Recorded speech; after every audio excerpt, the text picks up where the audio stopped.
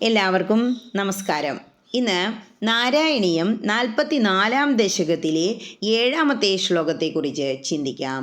ഹരേ നാരായണ സ്നിഹ്യതി യസ്തവ പുത്രേ മുഹ്യതി സനമായികൈ പുനഃശോകൈ ദ്രുഹ്യതി യസ്സതു നശ്യേദിത്യവദത്തേ മഹത്വമൃഷിവര്യഃ.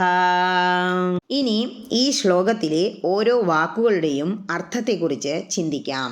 സ്നിഹ്യതി, സ്നേഹം പുലർത്തുന്നവൻ, അതായത് സ്നേഹിക്കുന്നവൻ. യാ തവ പുത്രേ, യാതൊരുവൻ അങ്ങയുടെ പുത്രനെ. മുഹ്യതി സ ന, ന എന്ന് പറഞ്ഞാൽ ഇല്ല, സ എന്നാൽ അവൻ. മുഹ്യതി, മോഹിക്കുന്നില്ല. എന്തില്? മായികൈ, മായ കൊണ്ടുണ്ടാകുന്ന. പുന, വീണ്ടും, അതായത് പിന്നീടൊരിക്കലും. ശോകൈ, ദുഃഖങ്ങളിൽ. ദ്രുഹ്യതി, ദ്രോഹം ചെയ്യുന്നുവോ.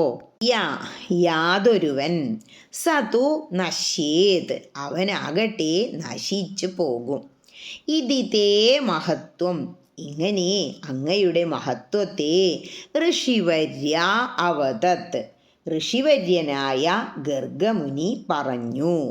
ഇനി ഈ അർത്ഥങ്ങളെല്ലാം മനസ്സിൽ വച്ചുകൊണ്ട് ആ ശ്ലോകം ഒന്നുകൂടി ചൊല്ലി നോക്കണം. എന്താ പറയണേ? താങ്കളുടെ പുത്രനെ സ്നേഹിക്കുന്നവൻ മായാജന്യങ്ങളായ ശോകങ്ങളാൽ മോഹിതനാകുന്നില്ല. ഇവനെ ദ്രോഹിക്കുന്നവനാണെങ്കിലോ നശിച്ചു പോകും.